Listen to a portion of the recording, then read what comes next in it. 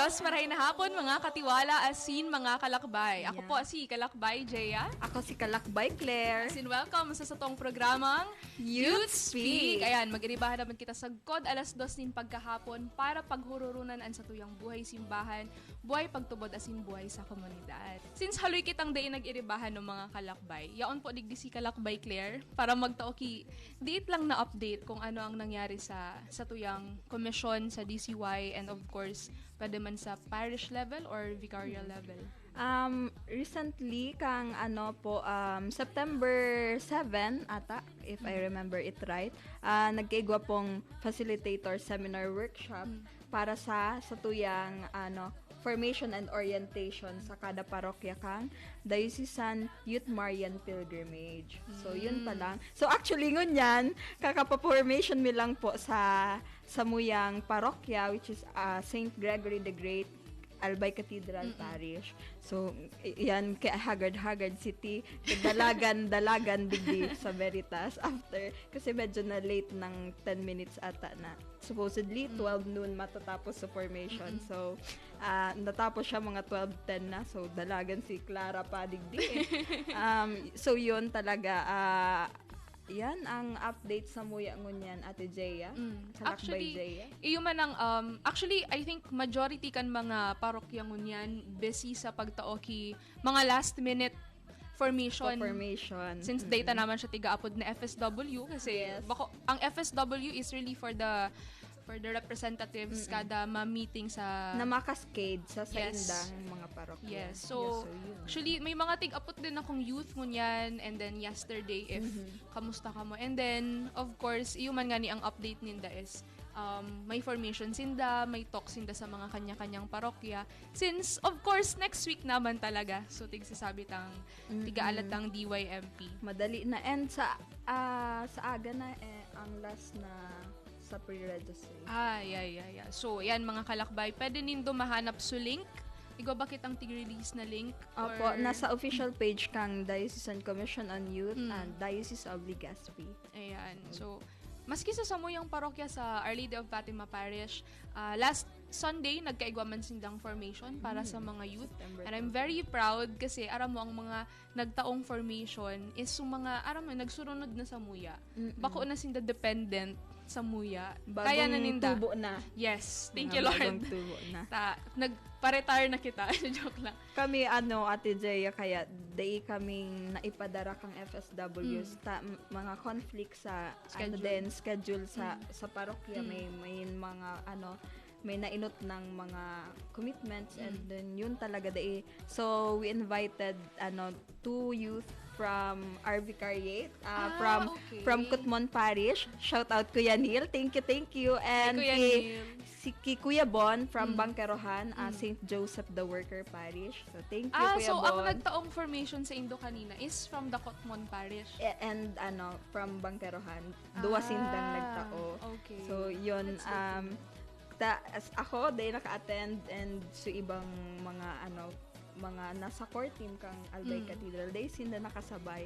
Kaya yun na lang kami para din talaga may maipadara man gila yon ang samuyang parish na so mga willing kasi dakulo na eager baga na mag-iriba talaga sa sa pilgrimage. Kaya yun nag-invite na lang kami kasi day man pwedeng ako ang magtao.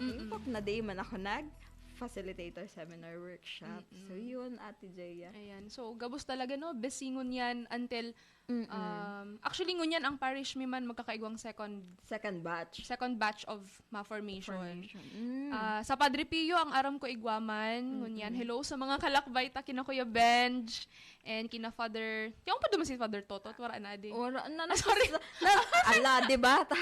Haluin na po talaga si Kalakbay Jaya na wala digdi sa Legazpi, nalingawan niyang nasa Saints Peter and Paul na si Father Totot. Hi, Father Tot! Father Lau na lang. Hi, Father Lau. Tapos si Father J. Ayan. Hello po mga fathers.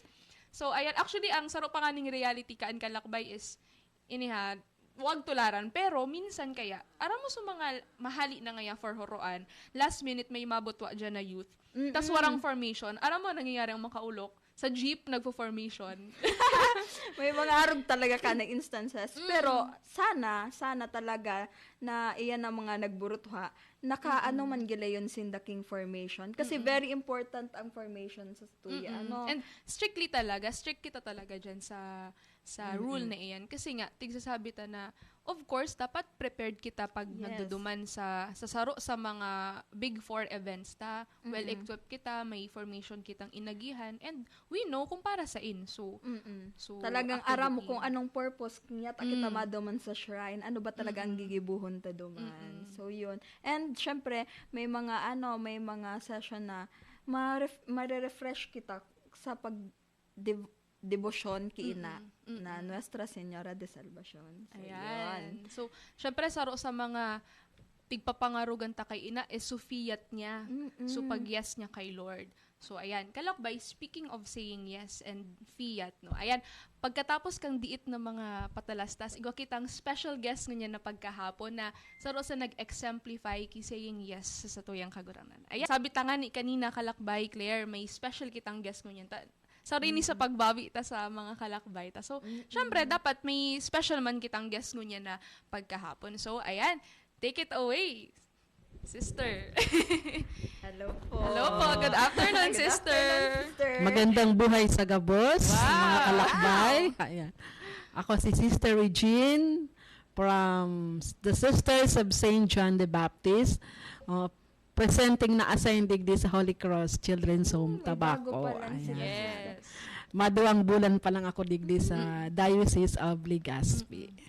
Yan. So, syempre, since naglilipatan kay sina sister, we have three po kamo sister no na bagong Na abot. bagong abot. Ang iba kaya, well, comebacker. Kumbaga, comebacker, like si Sister Nercy, Sister Wow. Evelyn.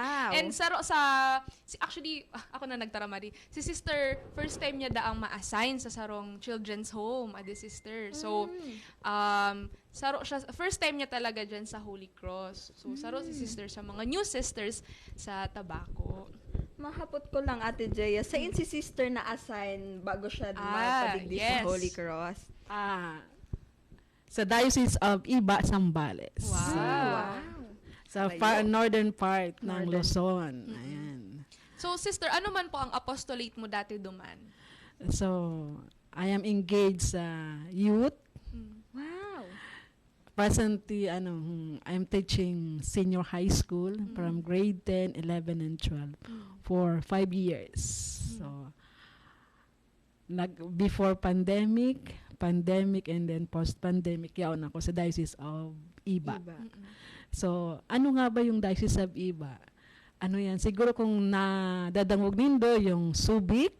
Yes. Ayan. Olongapo. Yan ang Diocese of Iba.